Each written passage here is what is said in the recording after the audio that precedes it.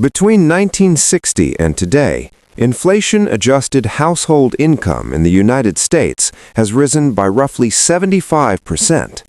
Yet the same household now has about 25% less discretionary income available for savings or emergencies. Income went up, flexibility went down. That contradiction defines the modern middle class. In the 1960s, roughly 40% of married households had both spouses in the labor force. Today, that number is close to 70%. On paper, that looks like an enormous increase in purchasing power. 2 salaries instead of 1 should create a surplus. But instead of surplus, it created competition. To understand what happened, consider a simplified case. Imagine a family in 1965, one income of $60,000 in today's dollars. Mortgage payments take $15,000 per year. Healthcare and transportation cost another $10,000. Food and basic expenses total $12,000. Fixed annual obligations, $37,000.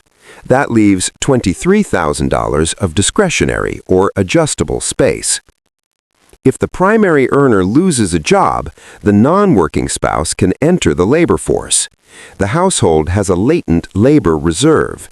There is slack in the system.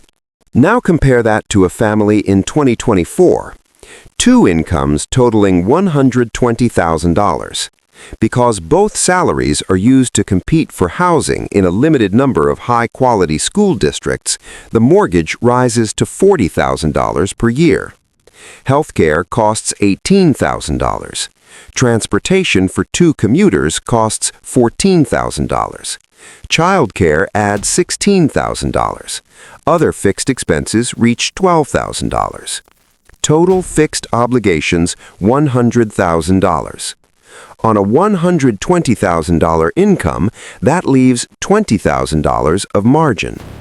Nominally, this household earns twice as much as the earlier one, but its fixed cost ratio is dramatically higher. The structural formula is simple. Financial vulnerability equals total fixed obligations divided by total income multiplied by the number of active earners. When both earners are required just to sustain baseline costs, the multiplier of vulnerability increases. In the earlier single-income model, vulnerability might be calculated as $37,000 divided by $60,000 multiplied by 1 active earner. In the dual-income model, it becomes $100,000 divided by $120,000 multiplied by 2. The second system is more income-intensive and more labor-dependent. It has less internal redundancy. This shift did not happen accidentally. When dual-income households became the norm, families began using the second paycheck to outbid each other for positional goods. Homes in desirable school districts, neighborhoods with low crime rates, and access to quality education. The supply of these assets is relatively fixed. When demand doubles, prices adjust upward until the additional income is absorbed. The second salary does not create surplus. It resets the baseline. Food costs as a share of income have fallen since the early 1970s. But housing, healthcare, education, and transportation, expenses that cannot easily be cut, have risen as a share of household budgets. The middle class did not become irresponsible. It became structurally locked into higher fixed commitments. For individuals between 20 and 40, this matters immediately. If both of your incomes are required simply to qualify for a mortgage, you are not building excess capacity, you are maintaining eligibility. Credit deregulation, including down payments as low as 3%, allows more households to stretch further. That stretching increases bidding pressure and pushes baseline housing costs even higher. Participation becomes mandatory to avoid falling behind. The loss of latent labor reserve changes how shocks propagate. In a single-income household with a stay-at-home spouse, a job loss can be partially offset by the second adult entering the workforce. In a dual-income household, there is no unused labor to deploy. A single layoff or medical emergency translates directly into stress on mortgage payments and debt servicing. Structural fragility increases even when nominal income rises. This helps explain why bankruptcies and foreclosures expanded dramatically after the dual-income transition began.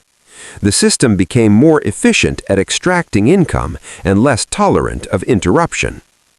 Wealth statistics may improve in aggregate, but stability at the household level weakens when fixed costs approach total income capacity.